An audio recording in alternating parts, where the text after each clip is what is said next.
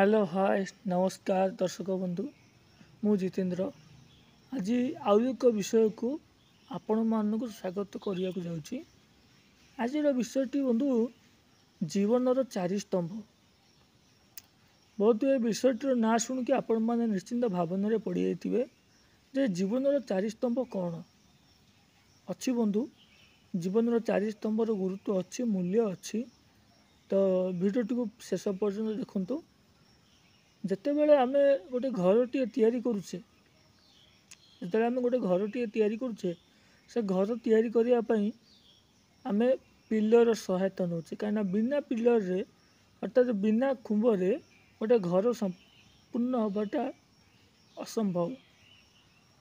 जमती गोटे घर तैयारी करने आम चारोटी स्तंभर सहारा नहीं था ठीक सेपरी आम जो जीवनटी जो पिंड ये जीवनटी संसार भितर पढ़ाक हेले ताकू गोटे चारोटी स्तंभर सहारा दरकार। कौन कौन से चारोटी स्तंभ ना से चारोटी स्तंभ हूँ नंबर वन रे हूँ बापा माँ जी आमको जन्म देइछंती छोटू बड़ करी लालन पालन करी आमर प्रत्येक अली अदली पूरण करी आमको बड़ करछंती समाज रे गोटे परिचय प्रदान करछंती प्रतिष्ठा करछंती। एवं द्वितीय हेले आमर गुरुजन जी आमठू बयसर बड़ अर्थात आम बापा माँ पर जी आमको समाजर नीति आदर्श कथा बतेबे समाज रे प्रतिष्ठित होबाकू हेले गोटे शिक्षार संभारटीए देबे। जो प्रकृत कथार कहू गले आमर आम जो जाऊ शिक्षा नापी विद्यालय विद्या मंदिर तो सेठी आमको जो शिक्षा प्रदान करते से गुरुजन से तृतीय स्तंभ। एवं तृतीय आमर किए ना आमर सांगसाथी बंधु एमती गोटे जिनिस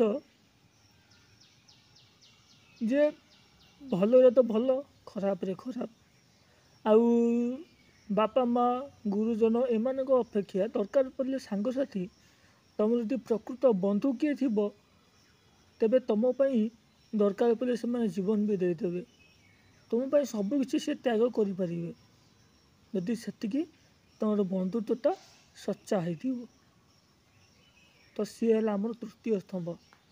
एवं चतुर्थ स्तंभ कौन 4 नंबर स्तंभ हूँ सबुठ गुरुत्वपूर्ण स्तंभ जो स्तंभ कि आपण मानक जीवन शेष पर्यंत नहीं जीव जीवन शेष पर्यंत से स्तंभ तुम आपण मानक सहारा दे चली से स्तंभ आउ कहीं नुह सी हूँ जीवन साथी लाइफ पार्टनर जोटा आपण कहते जीवन साथी सी होती आपणकर अर्धांगिनी आपणकर प्राण संगिनी तेणुरी से गोटे स्तंभ ही आपण को जीवन शेष पर्यंत नहीं जाए। तो ये थिला जीवन चारि स्तंभ या आग को पुणी भिडियो आनिबी ये जो जीवन चारि स्तंभ रहा ये चारि स्तंभ बाबद को मुझे आपण को आगे किसी वर्णना करी से पर्यंत मते विदाय दिंतु नेक्स्ट वीडियो पर्यंत एवं रोची जय श्री राम।